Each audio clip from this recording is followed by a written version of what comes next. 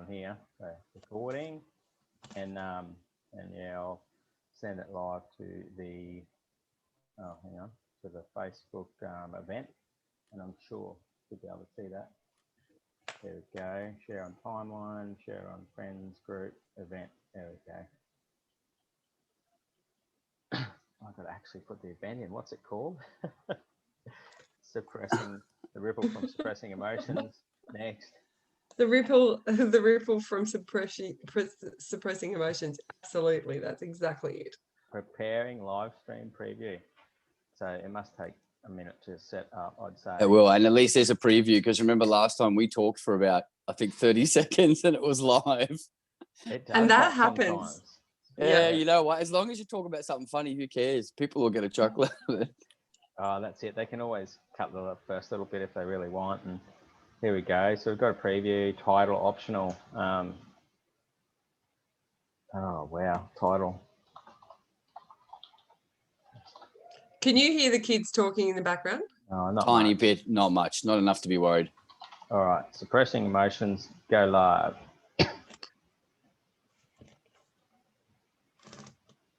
Setting up. We're live on Facebook. Well, that's what it's telling me anyway. Oh, we probably are, so that's okay. I'm sure I'll get a notification on the phone as well. So, yeah, let's just start chatting. So how is everyone, and how's everyone's weekend been? Awesome. Fantastic. Another lazy Sunday. Nice. So anyway, I just wanted to say a warm welcome for anybody that is jumping on, and I'm sure as we go on, we'll figure out a bit of stuff, especially around comments and trying to open my phone back up and things like that to read comments, because we are live streaming from Zoom tonight straight to Facebook, the event. And I really hope that it works and everybody gets some value, but we will be also loading up the recording for people that miss out on it as well. So yeah, basically we've got Aaron Young on tonight and Lisa Hills, and we'll talk a tiny bit about story of each other, and then hopefully start to get some questions as well. And you know, the reason behind doing this sort of stuff, the ripple from suppressing emotions, is just hugely around how much this affects people, and in so many ways. Like it's so evident how much of an issue this is. It's a major problem within our more so Western society, but in every country. But you know, in Australia alone, the suicide rates, all of this sort of stuff is just phenomenal. And we've all been touched by it. And you know, I'll probably start with Lisa, a little bit of an intro on some stuff about you, if you like, Lisa. It'd be amazing. Thank you. Thank you, and such an honour to be here with you two this evening. Two of my favourite coaches, and yeah, we've all come together because when we get on the phone, we can't shut up, basically talking about this stuff. So, yeah, suppressing and the ripple effect it has on families. I lost my father to suicide. He chose to take his life as his father did prior, and then my brother did. So witnessing the mental ill health in the family and the impact that had on me as a child, I can only speak for myself, and witnessing the other family members, you know, in the household, and then yeah, living through that, watching and observing, and then being the child and suppressing, but also then as life went on, being the wife that, you know, was impacted by, I believe, someone that suppressed as well, and myself as a mother, the ripple effect that it had on my children. So yeah, it's very impactful. So your grandfather and father both took their lives, and then I know as you went on, you had your own struggles with it, and then how about your siblings as well? Yeah, definitely. Because then my brother, my littlest brother, chose to take his life as well. Wow. And yeah, and there was a bit of a scare with my other brother, and I definitely, yeah, pretty much attempted, and my son, he was very depressed, and he went through his own struggles as well. That's pretty heavy. That's yeah. That's why we're chatting with you tonight, because it's so important, and the work that you do for this sort of stuff too is for people out there. It's that's it's just breaks my heart to even hear that, and that, as you know, you've done a lot of work around being able to help people in this situation. So what was sort of some turning points for you, Lisa? I think the biggest turning point for me was when my marriage ended. Yep. And then I really basically went on, I suppose I had an inner wisdom that there was something more, and but I did my own little eat, pray, love, went to Nepal and Bali, and same but different. But and just got clarity about what I wanted and what was important to me, and I really just started to put me first, because what I did do my whole life was subordinated. Yep. Yeah, handed the reins over. Totally. Yeah. Subordinated to my husband at the time, my children, and yeah. So I just lost who I was. Just totally lost who I didn't know. Thought I was happy. I drank too much, and was 93 kilos at my heaviest, and antidepressants. There's that good internet of yours, as mine has been this afternoon, but that's all right. I'll go to Aaron. Basically, I was suppressing. Yeah. No, you're right. You're right. Keep going. You were suppressing. It's going right now. Oh no, I was just saying that I was suppressing in every way that I could. Eating, drinking, antidepressants, you name it. Oh, I didn't take drugs at that time, so that was the only thing maybe I didn't do. Yep. Yeah. And well, we'll definitely come back to you some more, but hopefully your internet will get going, as mine's been struggling too. And so how about you, Aaron? Give us a bit of a rundown on you, buddy. Okay. Well, where do we start? Look, I learned from the master. My mother is an addict and is still suffering heavily from the symptoms of all those lovely labels that we know so much about. So I grew up very early, looking for any way I could to not feel.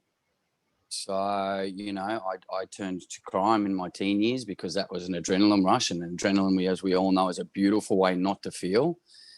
But then that doesn't last forever, because you're only superhuman until you hit your 20s. And then I dove into work, and I used that method. That was a beautiful method for a few years, and I was very successful because all I did was work.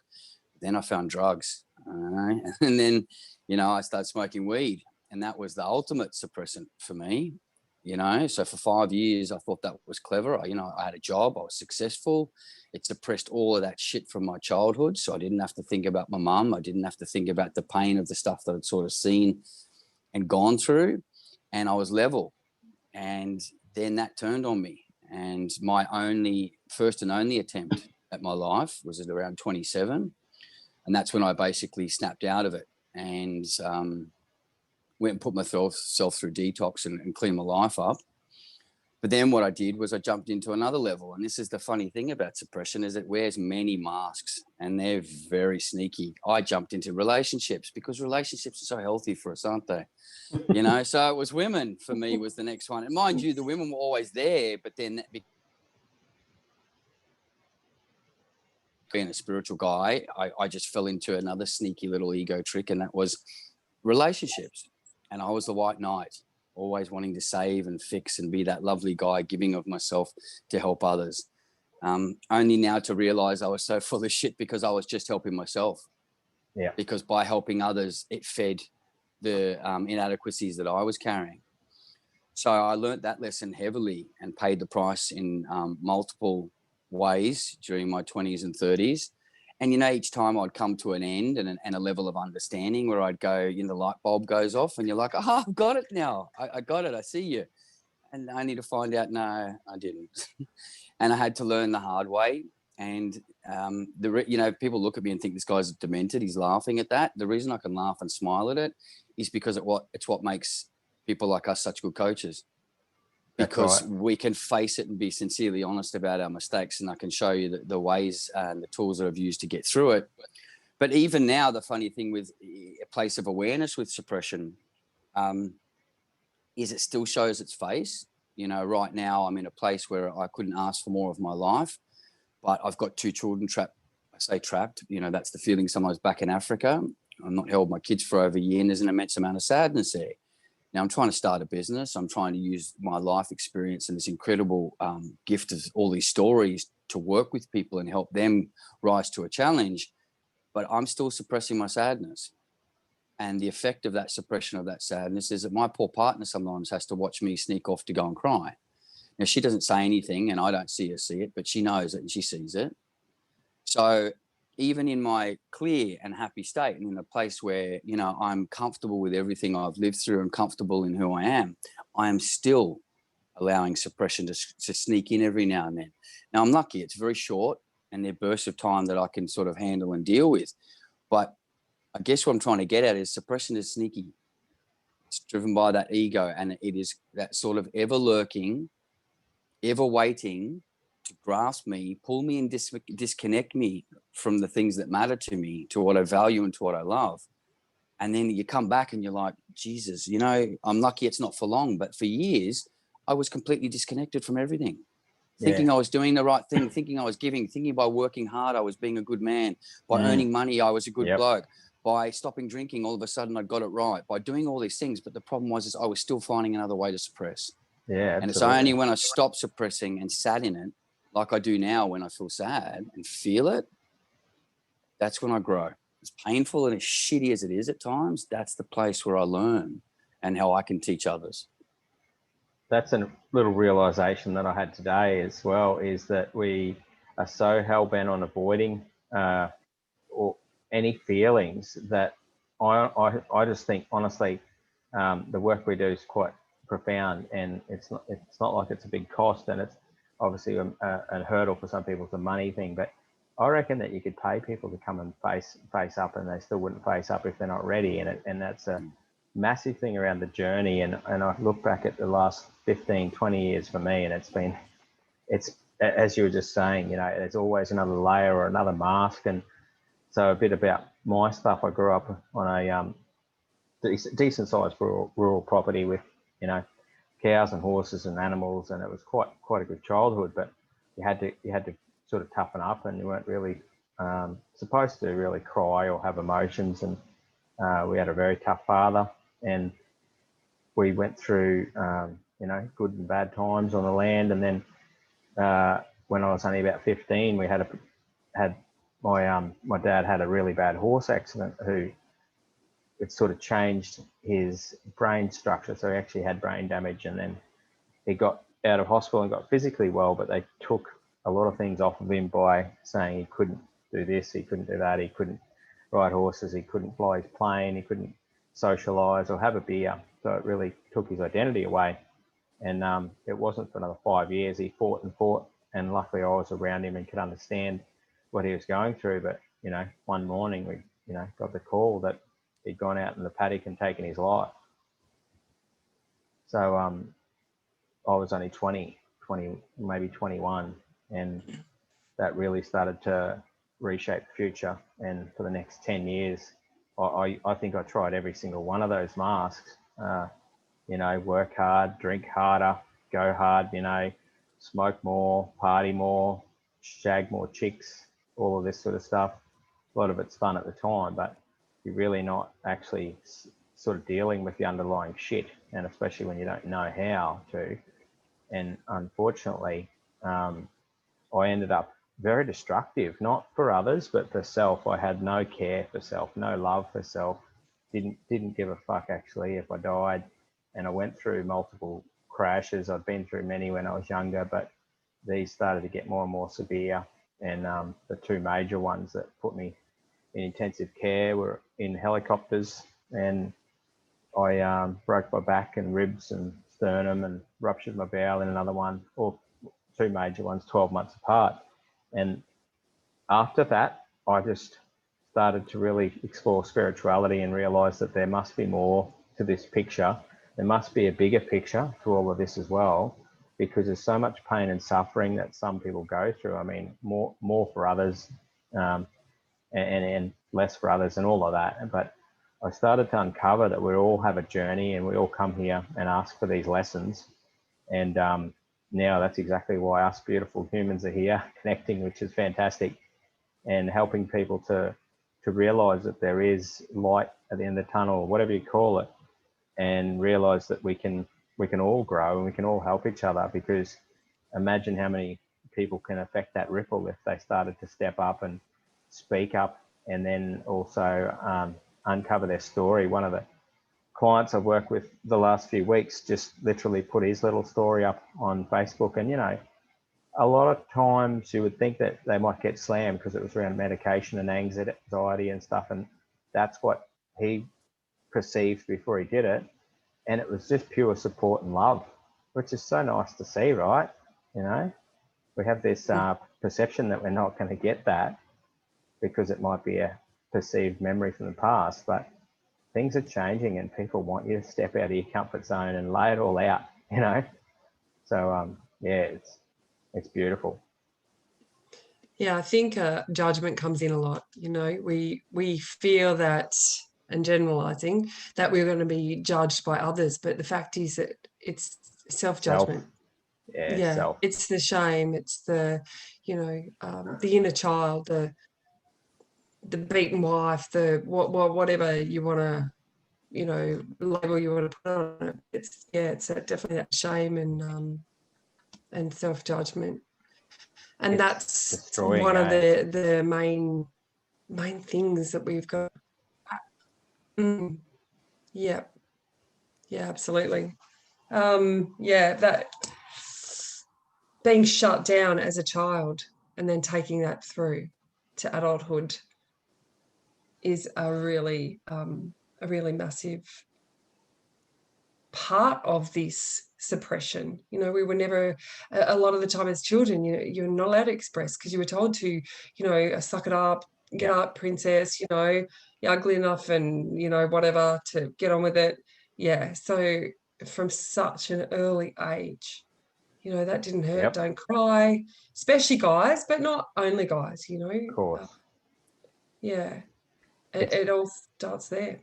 Absolutely. And I can't give enough gratitude for learning what I have in the last few years or longer, because how I parent now and how I work with my children, it's obviously far from perfect. I'm certainly not an angel, but it's very different to what it used to be in the earlier stages and that, because I can just not bring my overlay of my emotions into it as much, and I can just sit there and sit in their pain, sit in their tantrum, hug them, hold them.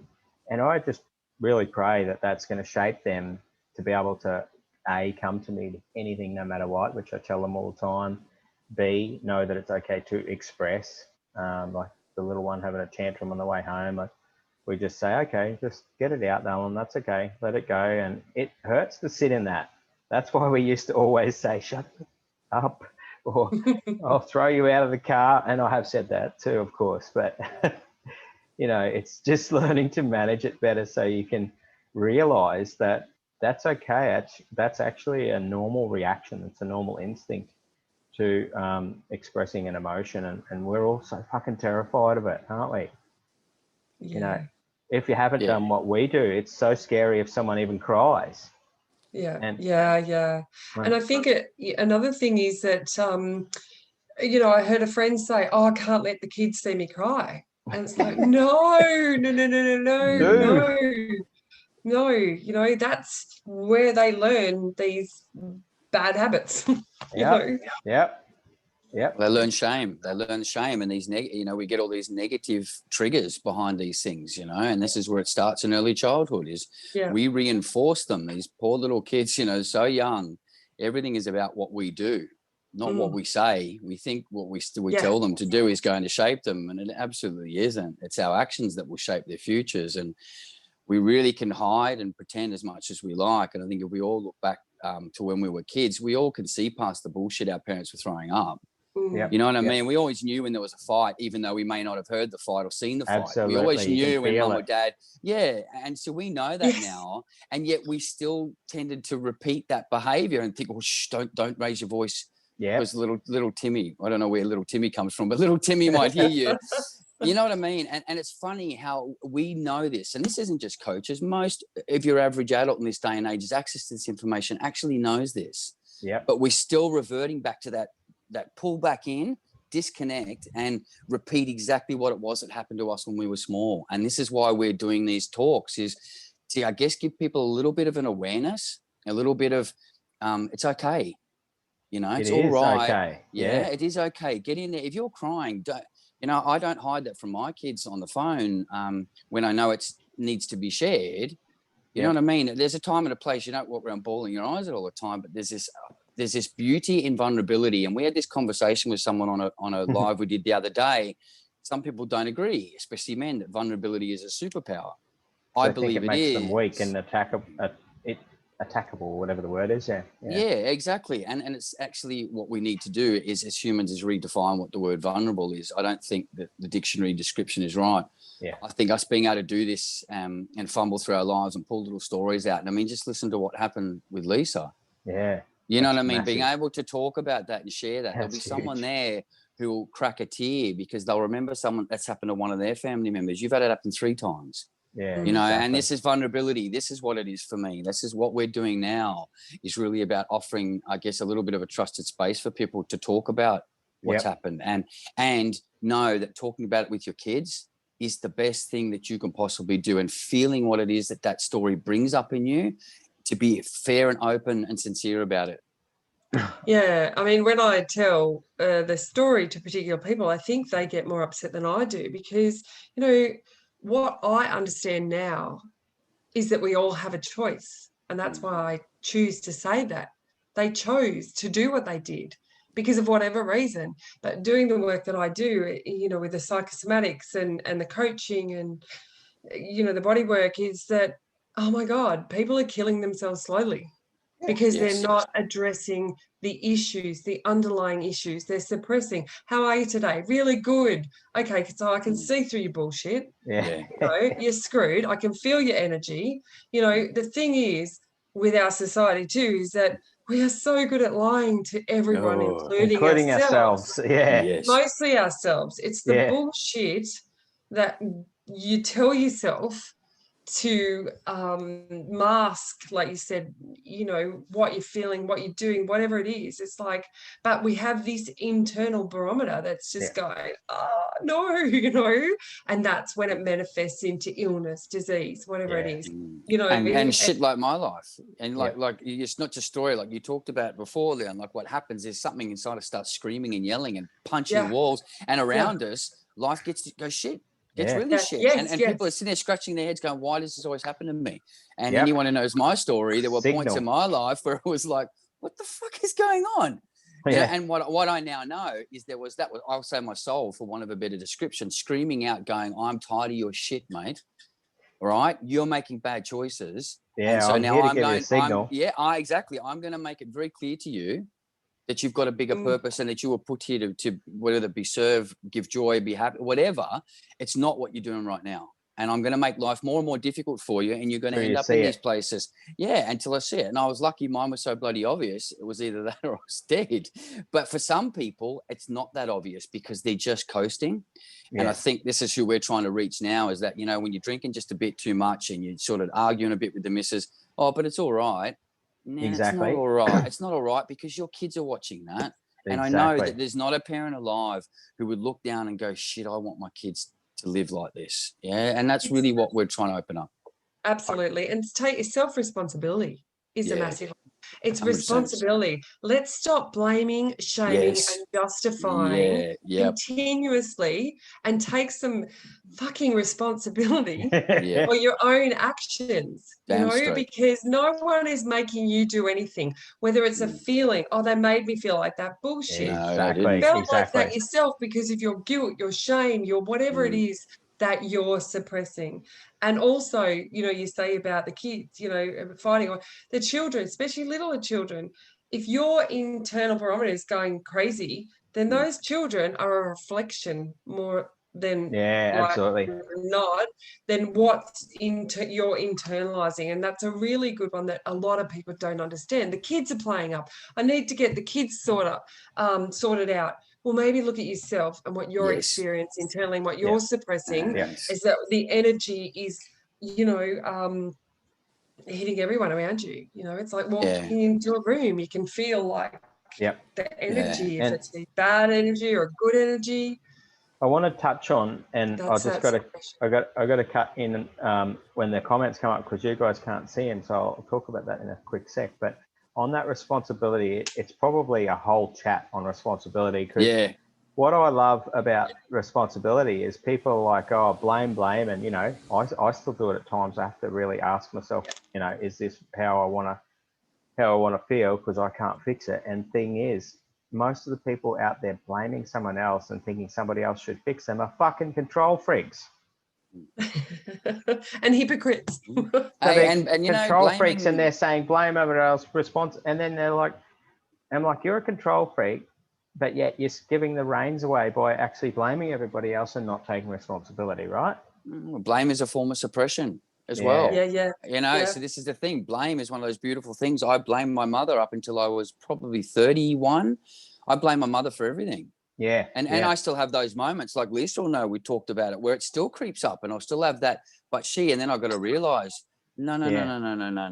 Look, did she do things wrong? Yeah, she did. But once I'm a certain age, whether I want to choose to say it was 15, I was my own man. And I had a choice all the way through from that point to go and heal, go and do the work. I chose to continue not doing that. So at some point, yes, shit happens to kids, and yes, there's stuff like that. My mum was wrong, but I own it as an adult. We're not talking to a group of 10-year-olds here. We're talking to a bunch of adults. And so when we talk about this idea that you own it, that you own this is the most important thing you can be given as a gift, even if it stings like hell to hear it. Definitely. I'll jump and I love that we. You go. The question. I was just going to. You go. Okay.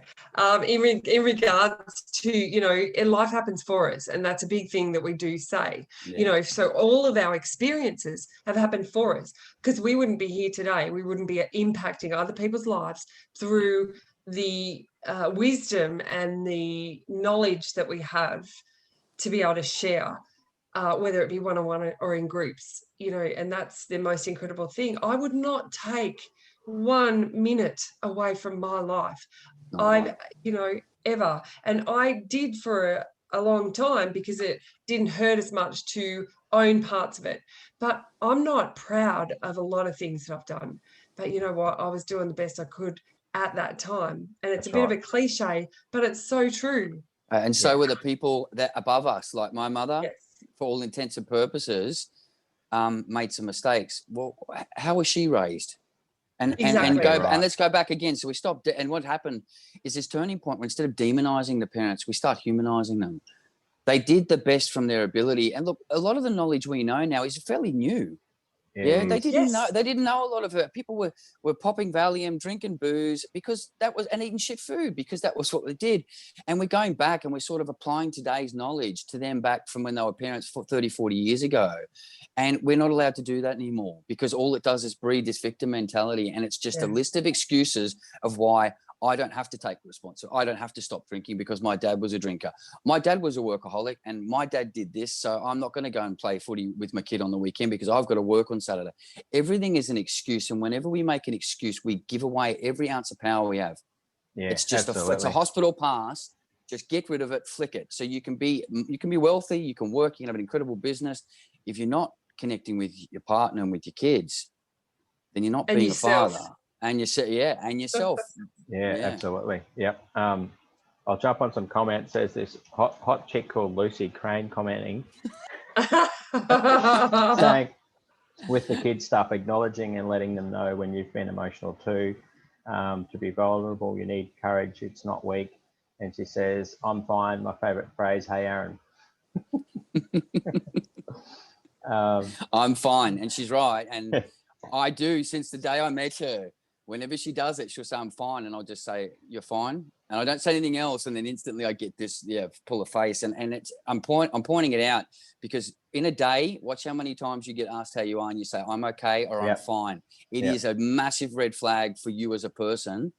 Those two words are, I'm actually not okay. And I'm actually not. Fine is not a word. If it's in your vocabulary, have a look in the mirror and see if you really are.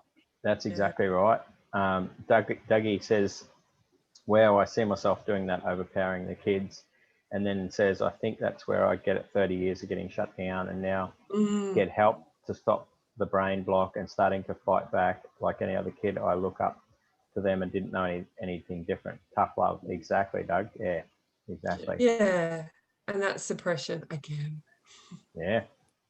That was the easiest way for, your loved ones to deal with it because they didn't know any other way, and that's okay. And Kirsty says, I always say I'm good, no point complaining anyway. Where did you get that from, Kirsty? Did you hear that growing up? I know that's a pretty common one, Oh, no point complaining, all good. I used to use it. And the thing is, if you stop and look at the language you use in a day, sometimes your language alone is talking to you. We use words. So do I. We use words so freely, but actually don't stop to listen to ourselves. And when you hear a comment like what Kirsty's just said there, that's fucking huge. Yeah. There's no point in complaining anyway. That shows a real state. And I mean, it's quite brave and courageous to share that, Kirsty. But when we look at how we talk to each other, like when someone says, how you doing? You just know when you say it, whether you're telling the truth. But we've become the greatest actors and actresses. We all deserve freaking Oscars and Emmys. These stuff, Tom Cruise. We are experts at bullshitting all day, every day. And I think this is why I hope we get in this more and more, because I really want us to start calling people out, but from a really trusted, safe place where it's like, we're calling you a bullshit artist. But because we know, because we were there, we did it. We're not on the soapbox. We're really sharing the fact that there's an easy way through this. Yep. It's not impossible. The thing is, it's like, it's deep. It's deep. We've got to go deep. We've got to get to the point. Yes, it's over like that. Yeah. The big man Reese Kranksky says, learning from my parents' happy wife, happy life is the biggest load of bullshit. I still find it tough to say no to Trudy at times and talk about it without fear. Exactly. And hang on, you muted Aaron? Oh, am I? Oh, good now, mate. Yeah. I don't know what happened there. You muted me, trying to silence me. I will not be silenced. No, we know that. We know better than that. Yeah, I'll find a way. There's no suppressing you, brother. No, but it's funny again what Reece said, like those little sayings, things that we almost call, I don't know, terms of endearment, and that's not the word for them. Clear, these things that we've grown up watching mums and dads say to each other, and even grams and nanas and pops, and we chuckled and said, but that was just them. When we start doing it, it's not just them anymore, it's us. And we need to probably have a look, because like I said, that picture that you put on this event was just that real, like, whew. This, for me, this has become 10 times more important, because I've got the knowledge to stop this continuing into another generation. I don't want this. These little ones have got their own journeys ahead of them with their own mistakes and their own stuff. I don't want, Leon, we talk about this all the time, I don't want to pass my stuff down. I want to deal with my stuff, and I want them to have a clean go. They can cock it up as much as they like, but let them do it from their perspective and with their journey, and not with my baggage on them. Yeah, absolutely. Yeah. And this is exactly the thing around kids, isn't it? Or what we've been taught and told. It becomes so fucking habitual. People don't understand the subconscious, which we run on autopilot. And those sayings are so common in rural and regional Australia, like I'm battling on, struggling, but we'll get there. Or, money doesn't grow on trees, or, she'll be right. Huge, As Reece says, happy wife, happy life, and all these things that aren't ultimately very empowering. So, and Justin Rosenblatt just said, no matter what happened to me in life, I used to say living the dream. Yeah, that's a big one, but was always struggling, but got me to this day. Exactly, Justin. That's, massive. Yeah, living the dream, it's a bit sarcastic when most people say it. And realistically, we need to start opening up. But we also need to teach people how to react and how to use language, as Aaron was saying. Like, language is everything. And if someone did physically open up to a person, are they getting the right response? Are they getting supported and nurtured? Or, ultimately, this is why people have been shut down and won't speak up again, because, yeah, people don't know how to deal with it, I suppose, and stuff too. But I think you hit the nail on the head there too. Something I just wrote down. I write little notes as things are going on. It's you can give us your notes later. I got some too. It's basically what we don't say. It's Yeah. what we don't say. The words we don't speak. But we say them in here is the thing, hey, Lise. Yeah. That's what's going on. We have 70,000 thoughts a day. Yeah, and also people, I believe, all these days that give awareness to people are brilliant, but there's a lot like, are you okay? Asking someone, are you okay? That's brilliant. But what next? And that's a big thing. But also a lot of people are too scared, I believe, from what I've observed, too scared to ask that, because they go, what do I do next? Yeah. I got enough of my own shit going on. Like, I don't know how to help you. Like, seriously? Yeah, and I think I'm just going to call it as I've observed it, and that is it. Is that people don't want to know because they've got their own shit going on. And if someone is interested, it's because they're either suppressing something and they're looking to fix someone else, because then they don't have to deal with their own shit. Yeah, you've just hit on the $1 million question here, and I mean, this is probably a series of lives for us as a species, not even just as us. I mean, that is the crux of it. Is when was the last time we asked how are you and actually meant it and wanted to hear the answer to respond again? We've sort of come to a place where, with the amount of fear and the bombardment of information, that we are very selfish. As a species, and I'm not going to say as Australians, it literally has become a bit of a human problem. And I think, again, this is where this whole idea of the relationship as a parent with a child has become even more dire, because from a cellular level within a home, if we can create a generation of young children who don't have this suppression technique, and it's not second nature to them, then that cell splits and grows, and we basically end up with this sort of contagious, I don't know, whatever healing you want to call it, healing, And so I think that's why it's so important that we go into this idea of how do we identify the suppression in our daily lives, just in the daily stuff that we do. Leon brought up a really good point. What do you do when your child is uncomfortable, either crying, uncomfortable because they're sick, angry, they're fighting? What do you do, and how do you learn to sit in that? It's not easy to start with, that's for sure. Yeah, no, it's definitely not easy when you first start. And, that fear, Lucy has just said, I stopped talking to my ex-husband about anything important for fear of starting an argument or being misunderstood. And that's exactly what we're talking about with anything that gets suppressed once or twice. Then we have fear of bringing it up again, because we're going to get ridiculed, we're going to get shut down, we're going to get told we're stupid. Nobody wants to look stupid. And that's the vulnerable stuff that we're talking about. And that's why, it's vulnerability in dire of attack. And that's what Lucy's saying is the other piece to the vulnerability, is feeling like we're going to be attacked, I guess. And that's where the courage comes in, when we're able to still put our heart on the line, I guess. Yeah. And what's the intent behind even suppressing or expressing? What's the intent there? Is it what a good question?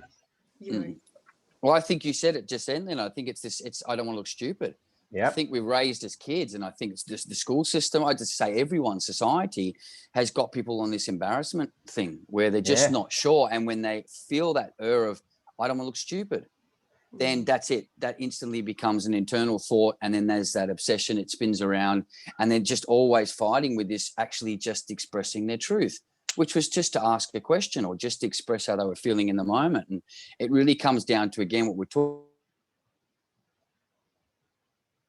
Learn to go, it's not okay to just put myself out there in whatever way, shape or form I am in that moment. Yeah. I want to make a comment on that because also about feeling stupid, but we also have these two major things, especially for the masculine of the world. So we've got physical and we've got emotional. And unfortunately, our whole society, probably even like the animal kingdom, which you've had a lot to do with, Aaron, is the physical and the strongest, fittest physical human or animal wins. So everybody's out there trying to be the strongest, toughest, and most physical. However, the problem is that we're associating that shit with emotions when it's two different things, right? You can still be tough and wear your heart on your sleeve and open up. And this is the thing. We need to decipher the difference between the emotional or the physical. But there's all these fucking bravado, macho men out there, football players, rural people, fighters, all this sort of stuff, as you know, that are like, I'm not fucking expressing because that means I'm a pussy. And that's the issue, I reckon. Especially and for it's males. a good one. Role models, and it's something I've talked about more and more now. Is I think we've got a little bit lost with who our role models were. I mean, I know just in general, but what are our role models showing young boys? You know what I mean? And that's why I think we should be shifting back to more of a community role model. You know, that it should be just your average guy who's a bloody good dad. Who pitches up at a soccer match and mediates a fight and brings everything down to surface. That stable, solid male who's calm, peaceful, but still, 110 and full of muscle. He's got the physical and he's got the emotional. And even if he's not, he's got a dad bod. He's packing a few around the middle. He's just got that stable, solid energy, and people are attracted to it. And the problem is but the problem is they won't admit to it because society will tell them, as you've just pointed out, that they should be attracted to the football player making $250,000 a year. With the car and the stripper girlfriend. And then they wonder why they have so many dramas with him because he's so unhealed, and that's not picking on anyone and impulsive. In particular. And he's impulsive. We're teaching our kids to be impulsive, that by the age of 21, you should be driving a Ferrari and have a girlfriend. And what did you have to do to it? I'm not taking away from these guys' dedication of their craft, and I feel a bit bad I'm picking on footy players, but I guess what I'm bringing to question here is who we see as a role model and why do we see them as a role model? There are probably a bunch of footy players who embody everything that I would see as a role model. I think that we have a lot that don't, and I think they're the ones that make the media and the press because when they crash their car pissed, that's all we talk about. When they have a fight or a blue or when they change from one stripper to the next, that's what we focus on as a society. I don't want my little boys growing up with those sorts of men as role models. Absolutely. And the role model should come from, like with, it's a random story, but, bagging out those famous people for not being good role models. But why isn't the role model in your house? Why isn't it dad? That's right. Yeah. That's because you know why? Because I think dad is the one idolizing these role models. And I think that comes from that lack of self-esteem and that lack of self-worth, that he should feel that comfort in himself as a man. I am a man. I am the man of my house. You know what I mean? But also that compassionate and kindness within him. And I think that's why. And because we I guess we focus on the man with the Ferrari. I just use it as an example instead of the man who he has the Ferrari, but is that stable, kind, compassionate, strong guy. We're missing, as Leon said, we're missing the emotional role models. We've got plenty of the strong ones, and we just need to find a balance again of the guy who's got the emotional intelligence and understanding and the physical as well. Yeah, absolutely. And it's healing those past wounds, because all of that is just ego or whichever term of ego you want to use, but it's about them not feeling enough anyway. Because that's why they walk around with the chest out, because they're, all the armor, all the muscles, and that's just armor. So you can't penetrate, or the beer bellies and, all around the sacred, can't penetrate, don't come near me. The body, we're shaped by our experiences, literally in our body. And that's what we project to the world. It's of lack. Talking about opening up or crying, the girls, Lucy and Kirsty, were chatting on the thread saying, I find it awkward too, natural instincts, making a joke, ask a few questions to show interest and change the subject. And then Lucy said there was a switch once I had a child, the same things weren't attractive. And that's exactly right. Like sitting through that pain takes a little bit of, a lot of dealing with your own shit. And that's why honestly, if you're sitting there and can't sit opposite somebody who's crying, or you change the subject, and that normally it's because we haven't healed our own stuff. I know from my own experience. So if I get emotional when someone's talking about something even really harsh, it's something triggered within me. But if I'm all good and I've balanced my stuff out, I can sit there and just wait. I don't care how long it takes, and wait for them to actually express. And I say, especially with a man, just express, brother. It's all good. There's no judgment. It's all good. And I think that's getting to that point of being okay with expressing. And then Big Reese when we were talking about the footy players and big strong men, said, bit like myself with a few laughs. Well, the thing is, mate, I wouldn't pull your nose, Reese, but I'd still give you a call to talk about emotional stuff. So that means you're healed, brother. So Kirsty said, that's interesting. My kids want to be like my fiance. Is that a good thing or a bad thing, Kirsty? Hopefully it's a good thing. But yeah, just the whole thing of that differing for us to have a different role model, as you said, emotional and physical, because that's where the line has been crossed, and we're probably, or definitely, focusing on the wrong role models, especially in the media and stuff in general. So. And what just came to mind for me, a little off track, but same, is what was doesn't have to be. And it's about having these discussions. My dad, I remember being younger, and my dad was at a pub, and someone had a go at him about his dad suiciding. Yes, so then there was a fight, so then there was big trouble, because it's like, it's hard to comprehend for me now to even, that people think that's okay to have those express like that, have those comments. But that's it. Like, people want to push buttons, and they'll go for, because they're suppressed. So they'll, poke the bear to cause dramas. But yeah, like I remember that so well, that it was not talked about. I didn't know my grandfather suicided until I would have been probably 15. Okay. Because it wasn't talked about. And what age when your dad left us? And then my dad, how old was I when he passed? Yeah. I was 27. Yeah. And my youngest brother, who found him, he was maybe just about to turn 21. Yeah. He was 20, and then he passed when he was maybe, oh, now that's really terrible, maybe when he was 29. Yeah. So but he did find my father, so he struggled with that as well. So he had his own internal issues, and then that on top of it. Absolutely, he would have. That's cracking that mold and getting people to talk about being, like you said, being vulnerable. It's okay to cry. It's okay to say, I'm having a shit day. Yeah, absolutely. What next? And I love the tools that...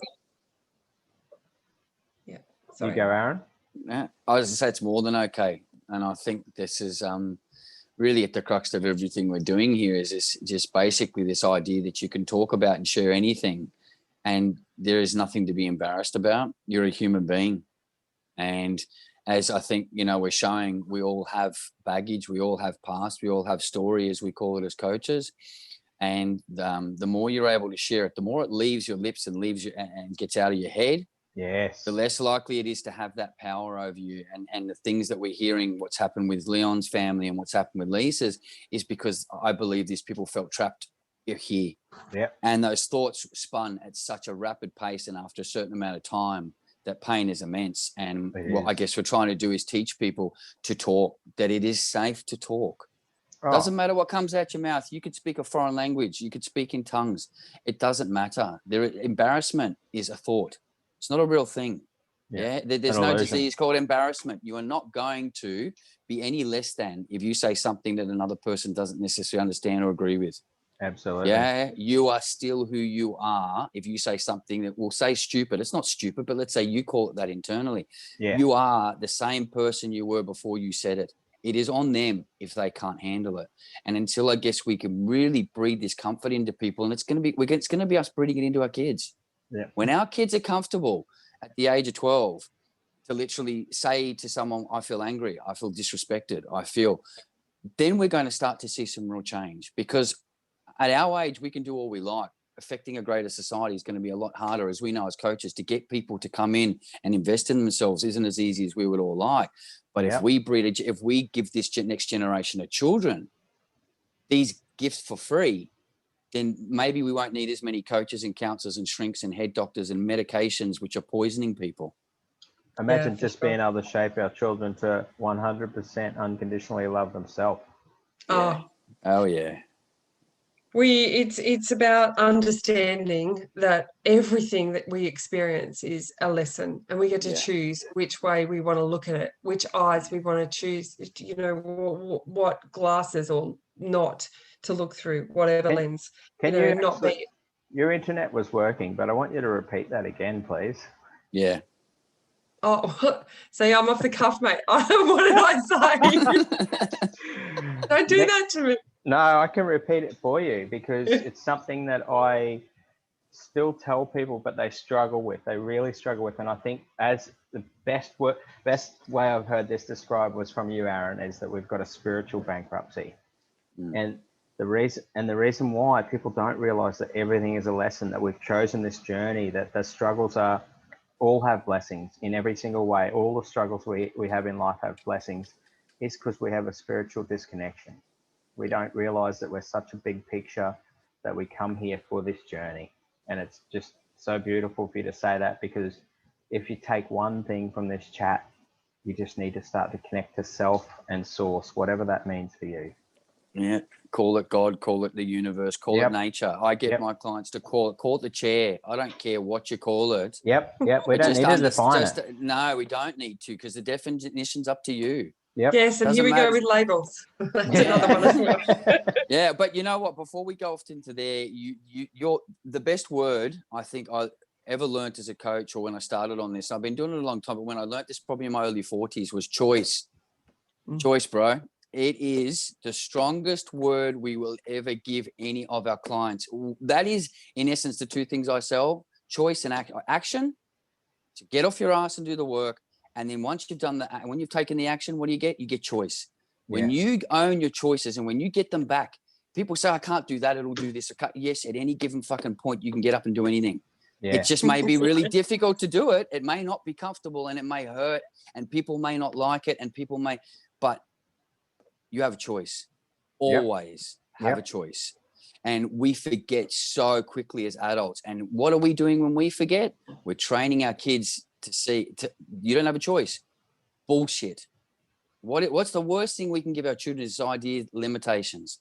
Yeah. You cannot because there is no money. You cannot because daddy didn't achieve his goals. You cannot because dad pop did this. You cannot because that is what we do when we throw our choices down the toilet. And I think that word choice is one of the most powerful things we can, and it's when you suppress, you throw your choices down the toilet. And even with our thoughts, that's a perfect comment, because we can choose what thoughts we allow. It might be tough, but we can retrain. That's what all three of us do is retrain, reperceive, and work on our language, because what are you saying to yourself? And the thing with that is choice all comes back to that responsibility, because when you're blaming others, you have the choice to blame or fucking man up and take responsibility, or woman up too. And living by priority is like your priorities. We've got this society full of ADHD or whatever the label is, but these kids, for instance, or adults, are they just not living by their highest values? And when I say values, I mean priorities. Like, are they, do they love to learn, or do they want to be outside, playing in the dirt, or playing with trucks because they're that way inclined, but they're ADHD because they can't sit in a classroom? Like, it's educating people, what is their highest value? And then how do you link that to being in the classroom to learn? Because that's going to help you out in the, with your trucks and whatever it is, so it's re-educating. Kids aren't just ADHD and hypo and all that. So what is going on? What's the root problem? What are they reflecting also? You know what? that you're suppressing. That's the thing. They're reflecting us. They're reflecting. That's this is the whole correct. point. They're becoming we're their mirrors. These little kids are mirrors, and these labels are basically things that we displayed for 2-3 generations now. And I think it's got to the point where their little bodies, and let's say soul, or for whatever word you're comfortable with, are sick and fucking tired of it. Yeah. And so they're not playing by the same rules anymore. No, I'm not going to sit in a classroom. You're not ADHD. You've probably got a gifted golfer or a gifted artist or a gifted musician, a gifted runner. He's not a problem. He's a gift. He just doesn't fit the mold that our society has deemed appropriate. So we're going to stick him with a label. We're going to pump Ritalin into him. Or you're depressed. There's another, or you're depressed. Now that's another. Let's be careful, because that's another 2-hour talk. That one we can go down that next road. Sunday. Yes, that's next Sunday.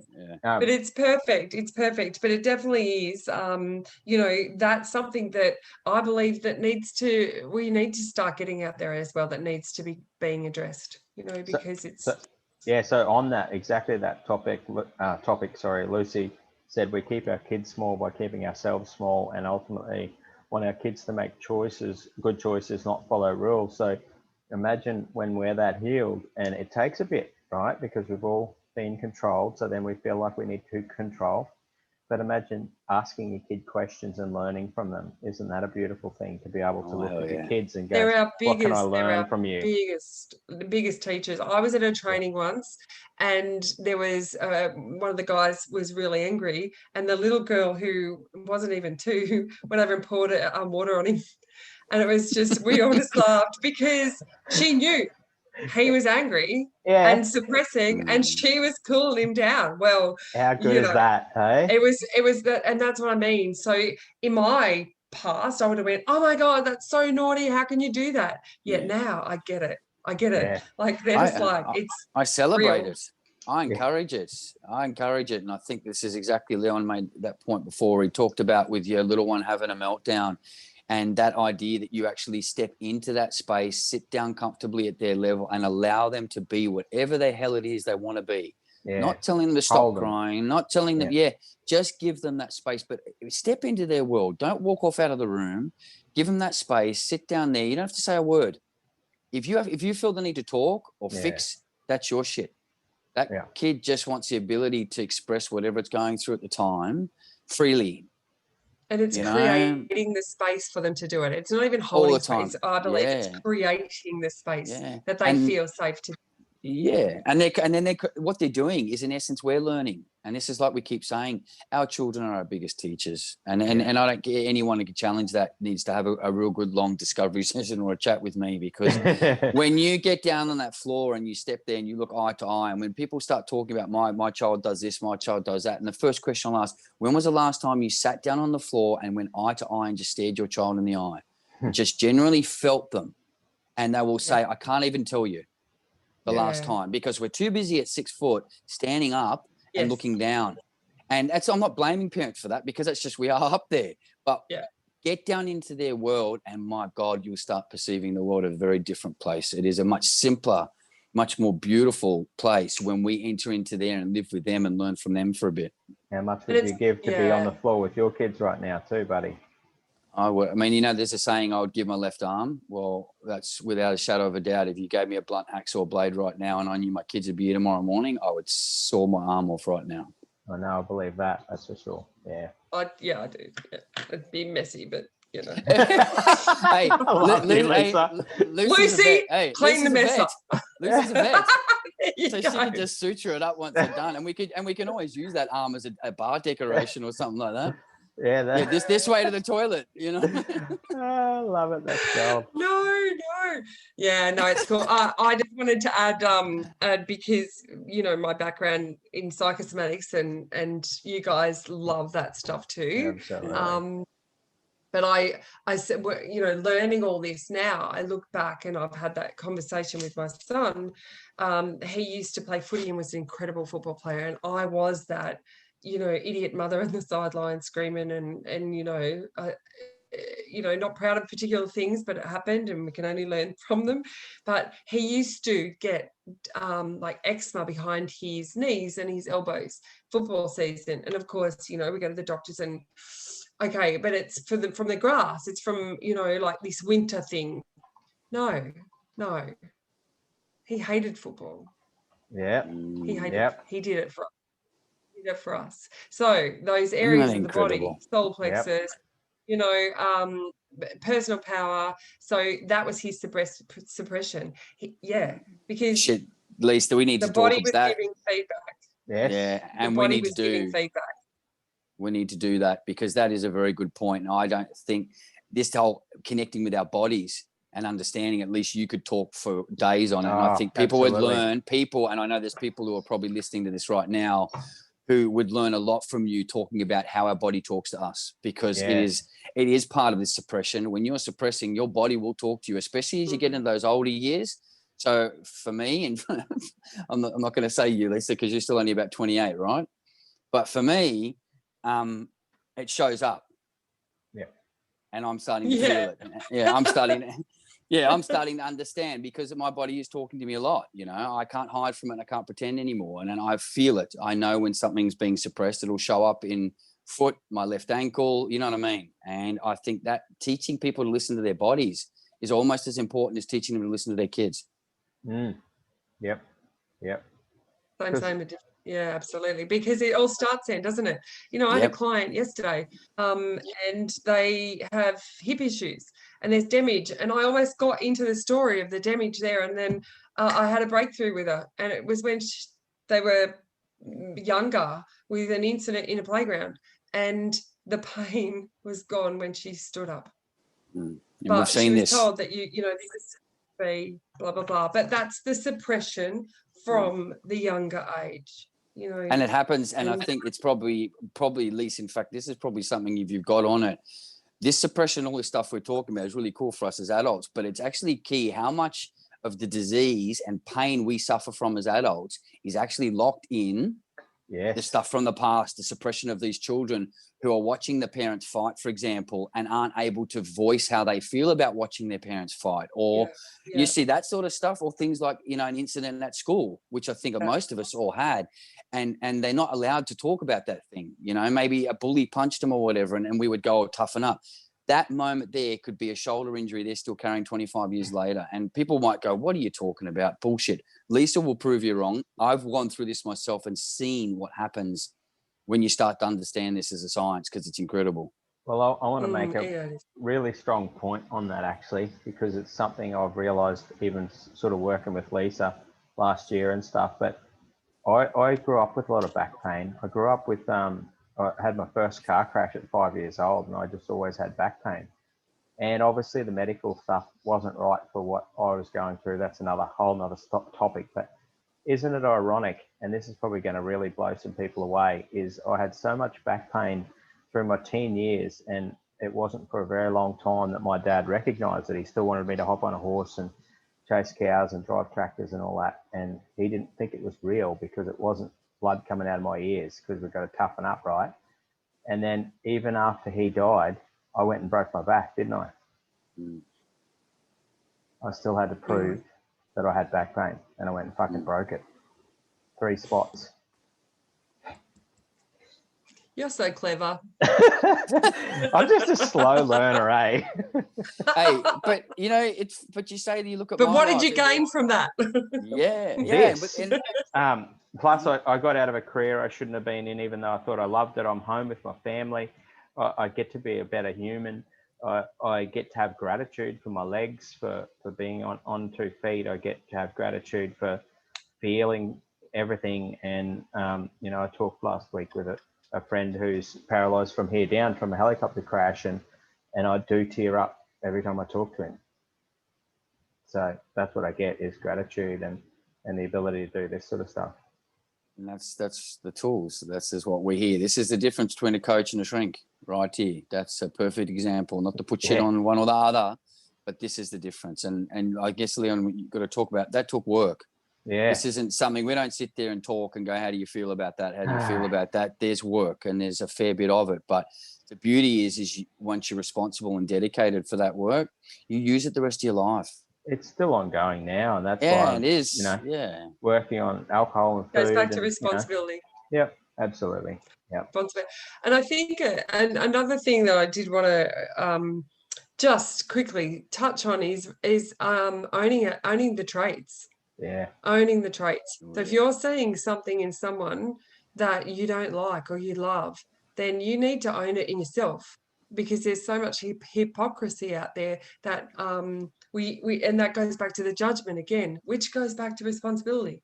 You know, it's all and intertwined. hypocrisy is a dangerous one, because the thing is, we know when we're being hypocrites internally. So when we live a hypocritical life, we end up with internal guilt and shame for living like that. So what happens is we end up in a self-sabotage pattern. I mean, I'm the king of it. It is a very scary place when we start to bullshit and play that hypocrite game. You'll start to see messes pop up in your life. Yeah, the soul, the body, whatever you want to call it, does not like when we do that. Owning those traits is one of probably the most powerful things we can do. And the thing is, we need to do that one ongoing. That's why we learn the tools, because you can do that once a month. You can go through a serious incident in your life, you do the tools, you understand again, that person, you're not going to be the same person every 6 months, every 3 months, every 12, whatever. Every second. Yeah. And it sucks. It sucks. It does Having suck to own the because traits, we it sucks. forget. It's like, oh, shit. Yeah. Oh, Yeah. absolutely. And then there's people out there that's defending that they don't want to change, just on the fact of we're a new person every 6 months or so often, and they defend that they don't want to change and they can't change. And this is who I am. You know, that statement is like a warning bell to me that this person's just not ready, you know. No. That's denial 101 right there. Yeah, 100%. Yeah, but I'll have a crack at him. I'm working on them, don't worry. The thing is, Come I mean, and do our retreat. I know I've offended, and I know people haven't come back, but I've planted a seed. Yeah, and they'll remember it. Yeah. So whenever, you know, if they wish to do something with that, then yeah, they can. I always know that I give 100%. So that's Well, you know, there's that whole there's I don't know if it's a quote or if it's just a meme. I'm not sure where I got it from. It's the whole idea of what defines your best friend. Your best friend really is the person who calls out your bullshit. You know, whether that's a coach or not. The person who holds your hand and runs skipping down the road with you might be an acquaintance, and it may be all fun, and you might get high or drunk, and you might get laid. But the truth is, when the shit hits the fan, they're going to have to go and deal with their journey, and you're going to have to go and deal with your own. The best friend will be that one that says, you're acting like a dick. Yeah. And it's really, we don't like it as humans anymore. We really don't want that best friend anymore. But yet, and that's what coaches almost have become. We get paid to be fucking best friends, which is stupid, because we should, as humans, be seeking out that person that challenges us, that person that says you're full of shit or you've got more in you. You know, you look at your resistance. Like, Aaron, push your business further, mate. Take a bigger risk. We should have those people in our lives. We should want them. They are the people that are going to grow with us, and we're going to help them grow, and they're going to chat. And that's where the gold is, because if we stay the same person every single day, then we're dooming our children to stay the same. And I don't really want to be that parent, and I don't want to be that example in my community. I don't want to be that person. Absolutely. And the thing is, a lot of us in our society these days are in fear of confrontation, which is only seek for truth, you know, like, so we're just trying to get to the truth, but no one wants to hear the truth. Everyone says, tell me the truth. Bullshit. If I tell you the truth, you'll have a meltdown. No. Yeah. So I remember James saying to me one day something, and it was hard to hear. And I said, thanks for the feedback. And he said, don't be a smart ass. And I went, no, I'm serious. Thanks for the feedback, because I can't fix it or address it, I should say. I can't address it, if whatever it is, if I don't know. 100%. Yeah. It's no good if it stays up here. We've really got to understand that people can't read our minds. No. And that if we do not speak it, and if we do not speak it clearly, that people do not know what's going on. And this is where we get these horrible things that happen in these families, is because suffering in silence. But that suffering in silence, as Lisa pointed out before, is a choice. And I hope that with us talking in the way we're talking so sort of openly, is that people will reach out, because the last thing we want anyone to do is to suffer in silence. We're offering you a choice. We are offering you the choice. Yep, absolutely. Absolutely. Yeah. Yeah, that's such gold there, all of that. And there's so much to this topic and the next topic, and you know, talking about all of this stuff is just the start of something beautiful. And I think that it really, you know, even on the weekend in a social setting, I just saw more and more people that know what I do, and just coming up to me and saying, oh, it's really good what you're doing and it's really needed. I will talk to you sometime, because obviously there's that fair bit of resistance. But that's where it starts, you know. And as all the three of us say, if you don't resonate with us, that's okay. There's other people doing this stuff. Yeah. But if we can spark something in you to get off your ass and make a change, that's exactly what we're after. Yeah, and I hope people engage more, and I hope people share their ideas, because, you know, we're just sort of having a crack at stuff that's popping up in our lives, and that's what's motivating our topics or our discussion points. But as Leon and I said last week, and every live we do, if you've got something bugging you, if you see something from your perspective that society is struggling with or that you don't like, send through or comment and give us something to talk about, because it's all good and well for us to talk about this. We're coaches, we do this for a living. I'd like to see it from the perspective of the guys who don't do this every day. You know, we're not here to stand on a soapbox and tell you how it is. We're just sharing our experience, you know, and hopefully you'll give us some topics and some direction on what's affecting your lives. As we got some challenge the other day, so when we got some challenge the other day on the word vulnerability and things, that's perfect. That's and it was beautiful. Yeah, perfect. And it was and it was so nicely done. It was really nice to see 4 men in the end, 4 guys, all respecting this one guy who really didn't like it. And there was never an angry word shown. And for me, that was an example of 4 men. Yeah. And that's, to me, is what we really want to emanate or become examples of, because that, to me, is the role model I want to set my son. My son's mastering manhood, that's for sure. Yeah.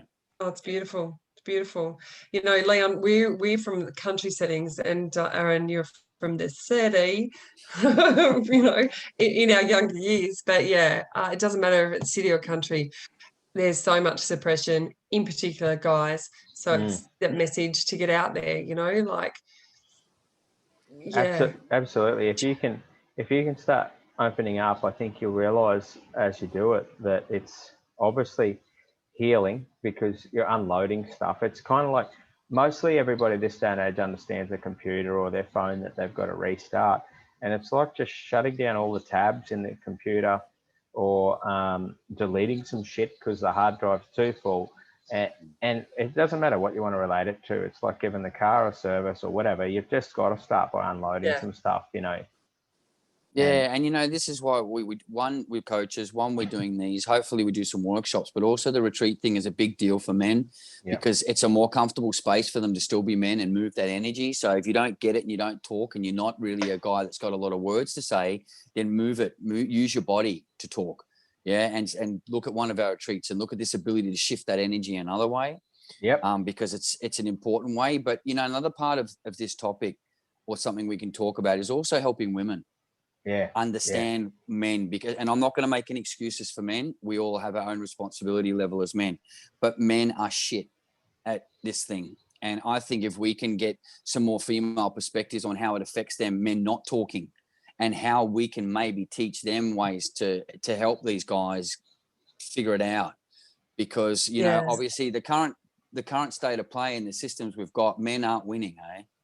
They're not getting any better. And I know us talking, and I know us talking is all good and well, but maybe if we can also help arm the women, and we can actually help them a little bit, we might meet in the middle here. You know what I mean? There might be that we need to do a shift on the feminine as well, and help. And this is, you know, because I don't, guys, you're shit. Talking about stuff. Look, it really comes back to communication, because I went into, you know, from a woman's perspective, you know, like, and not knowing how to address, and look, it just gets real messy. It gets real messy. The guy's out working, I'm working, I'm stuck at home with the kids. No communication. No communication, because people don't like confrontation. You know, there's this fear around the confrontation. So then the female might feel unsafe to express, because then they just get shut down. That's certainly what I experienced. You know, so how does that change? I don't know. Who's ready to do the work? And then maybe sometimes it ends up separate, you know, like, but people have got to want to do the work. They've got to be coachable, or open to help, assistance, because we don't know everything. We don't know everything. That's right. Hey, Renee's just said, I'm here to share about the wife of a silent man. So throw it in the comments, Renee, or even better still, like, we'll jump on with you next Sunday, and I was going to say Aaron and I and Lisa will pose some questions like that through the week and see if we can get some more questions of frustrations of the female. And you know, I know a lot of it's not speaking up, but what else? Where else are they not supporting? And I think if we're more specific, you know, if we bring it down to a more simple, if we just say guys not talking, for most men that might not be enough. We might need to get a woman to talk about this, about how it makes her feel, and really get that. And that seems silly. A guy should be able to look at his partner, the mother of his children, and not need us to be doing this. But sometimes the message coming from somewhere else is just what they need to jolt them into action. And that's, I guess, because of familiarity, resentments that are already within the relationship that they're not able to get over. And when they see someone else talk about it, it's like, holy shit, it just settles home. Because again, my motivation for doing this and talking about this is to help happy homes. This isn't about saving men. It's not about saving women. It's not about saving kids. It's about creating a happy home where they're all safe. Yeah, absolutely. Because if they're all safe, that cellular healing, that happy home spreads out. How do we fix society? By having happy homes, or having that stable mum and dad who walk around and everyone goes, fuck, I want to be like them. Yeah, that's for sure. Yeah, but the genuine, sincere, not walking around with the nice car and the fancy home and all. I mean, genuinely decent human beings, good role models. That, you know, but real. It's about real. Yeah. Real and raw. So people are going to have issues. It's not all like white picket fences and fairy dust and all that sort of shit. You know, because we're all humans, we all have our different perspectives. But it's about that openness. But yeah, definitely that was what happened with me in my marriage, is that I was suppressed. I forgot who I was. I subordinated. You know, I didn't feel like I had a voice. But the voice then, and then the suppression, 90 kilos, you know, drinking, antidepressants, you know, and then I didn't have any respect for myself. So how could anyone else, including my children? Well, we teach people how to treat us, right? That's correct. You know, so, I mean, what's the answer? There's lots of answers. And I did say this at one talk too, and there was the Ministers for Mental Health, ACT, New South Wales, all that. But there's not one fix. There's not one pill. There's not one nothing, because we are all individuals, and we all look through our own eyes, you know, through our perceived experiences, traumas, whatever you want to call it. So there's not one fix. So there's a toolbox, you know, that you can go to and grab what you need in that moment. And for those you've got to do the work. Yeah, well, that's what I was going to say on that. For the people that think it's not fair that there's not just a pill to fix anything, that's the beautiful part, because you're going to appreciate it more, you're going to learn more, and part of doing the work is actually the gratitude for you to do the work, so you stay in that balanced state, or know how to reuse those tools. Because if it was just a pill, you'd be back in the same problem the next day. That's what drugs do. That's what alcohol does. That's what society want the government to do something. Well, there's lots of things happening, but there's no self-responsibility. No. Oh yeah. We're basically looking for the quick fix to everything. It's well, an impulse driven. Yeah, and it's an impulse-driven society. We want to go and buy TV even though we don't have money. Oh, look at Afterpay, financial stuff. Yeah, exactly. You know, everything's got to be an impulse-driven, and what we've got to realize is that the golden moments and the really special stuff that comes from this existence doesn't come always from that comfortable place. It sometimes is going to require you to step up and above and actually make some changes and face some of the difficult stuff. And I think you've got three people here who can honestly say we've done it. Exactly. And investing and the time, and realizing that if you've gone through 30 years of bullshit and, you know, there's been a lot of stories and a lot of stuff happen to you, it's not going to take 3 days to find that best version of you. It's going to take 3 months, and it's going to take some work. But man, it's the most rewarding stuff, because what happens when you get coached and when you do these is you become a shining example to others. You almost become a walking coach, whether you want to or not, because the change in your life emanates outwards. People look at you and just go, holy shit, what happened to you? You know, and that's what we want to see. This is what fixes society. This is what fixes when we get people back on track. And this is a really fitting comment just made by Justin, who's a mate that I've chatted to a bit, and he's, because I was going to touch on this point. He said, love to talk, not a couple of comments, sorry. Love to talk, but by the end of finding out about my depression, if I open up, it just breaks you down, and it takes a while to stop and control it again, your breakdowns, that is. Beautiful, beautiful comment, Justin, because the thing is with this, and I was going to touch on it before, is what we do is very different. You don't have to tell the story. You don't have to reinforce the problem and keep going over it like you may have if you've been to other modalities, counselors, psychologists. We can just work on the emotion. Everybody has emotions. We can just go, all right, I feel shit. I feel frustrated, pissed off. I feel angry. I feel, and okay. And then we can work through those. We don't have to talk about the story and reinforce it, mate. So give it a crack. You'll be very surprised. And then your story will empower you. Once you use these and you run these tools through it, you'll be telling your story with a smile from ear to ear. I can sit there and tell you stuff and it becomes incredible because, again, you can do that to a mate who's struggling. Yeah, absolutely. Also, with saying my, I used to say my anxiety. Guys, it's not yours. No. It's not yours. Don't. So it's like, because that's definitely defining yourself by that one thing. And that's, we've got labels to help us understand what it entails. But it's a symptom. It's not, when you start to define it and own it, then that's when, it's not, and a beautiful mentor of mine, helped me with that. I was experiencing anxiety in moments. Exactly, the symptoms of, and I am depressed and I am anxious. You are suffering from symptoms. Yes, they're very real. No one will dispute the symptoms of any of them. But the fact that you are them and that they're incurable diseases that require medication, I know that I can speak from personal experience that that's not true. Yeah, absolutely. And I know Lisa, and I'm not sure what Leon's experience is. And I know people will sit there and defend this. They love to defend their meds.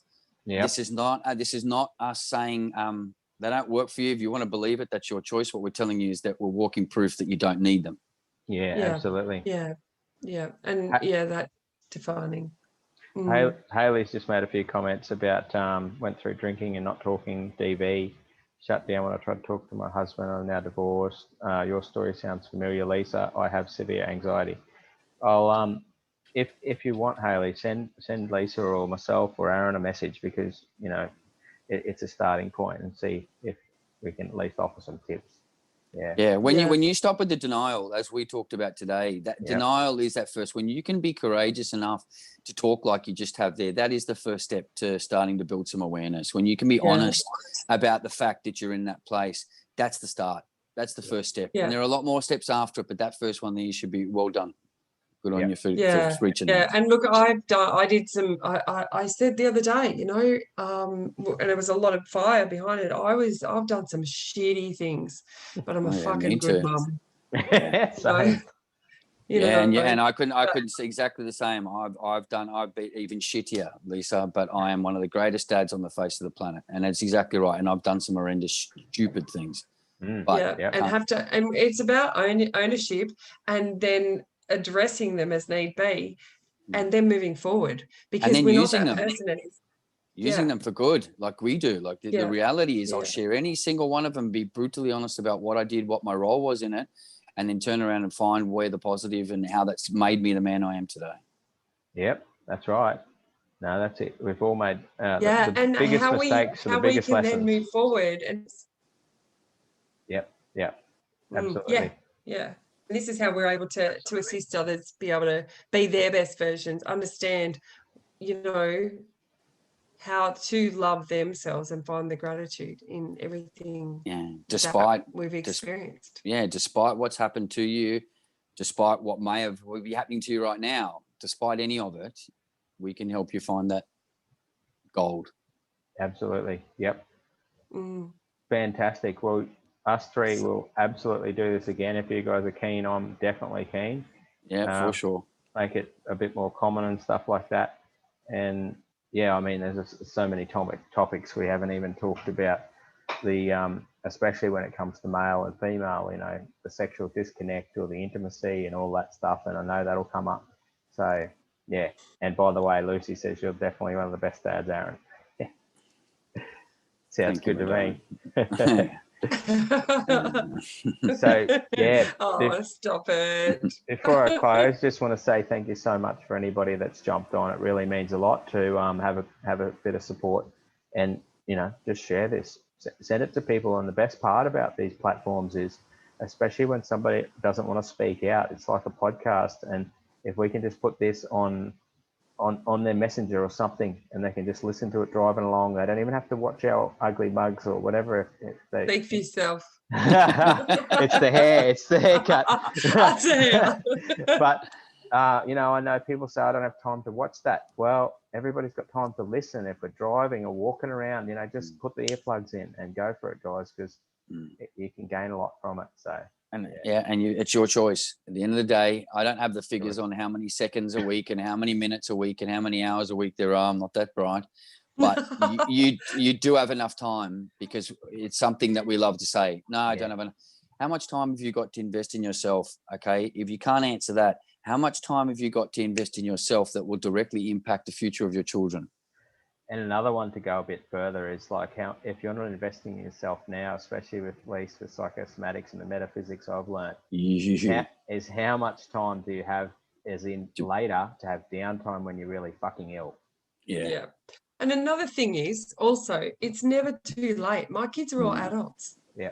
My kids are all adults, and I see the ripple effect, even though they probably, you know, they can't stand it when I start, you know, saying particular things, but then I'll hear them when they're not conscious of me, you know, observing or whatever, and the advice that they give forward on. So it's never too late, you know. No, that's beautiful. That's awesome. And it's a choice away. It's a choice. Don't give away your choices, because when you start giving those away, you might as well just tie yourself to a surfboard and float out to sea. And that could be good too, you know, like it's like I don't know where that came from. I was just trying to think of something. Yeah, it's good. Got pretty good on the spot, eh? Calming out there in the ocean. You know. Yeah, see, this is the problem with coaches. Hey, coaches will always find the positive to it. So I'll say that. But it'd be kind of nice if you float out to the surfboard. Like, that's the thing, you know, coaches. The sea is our energy, you know, isn't it really relevant? Because it's our energy, and it can be calm, and then it can just be out of control. And so it's really, really relevant to everything we've spoken about. That's the go. So I'll just stop streaming, but I just want to say a massive thank you to you guys on your Sunday night and taking time out, because I know that everybody inspires someone differently, and like I say, people resonate with different people. So thank you. It's nice to have a few of us on here for a chat, and it's fantastic. Thanks, Leon. Thanks, Lise. Yeah, thank you very much, guys. I love the opportunity, and I just hope we keep getting better and better, and I hope people keep giving us feedback and keep giving us the topics that matter to them, because I really want to just see people happy, healed, grounded. Right. Absolutely. Cheers. Cheers. Thank you. Now, all good. I think I've stopped the stream.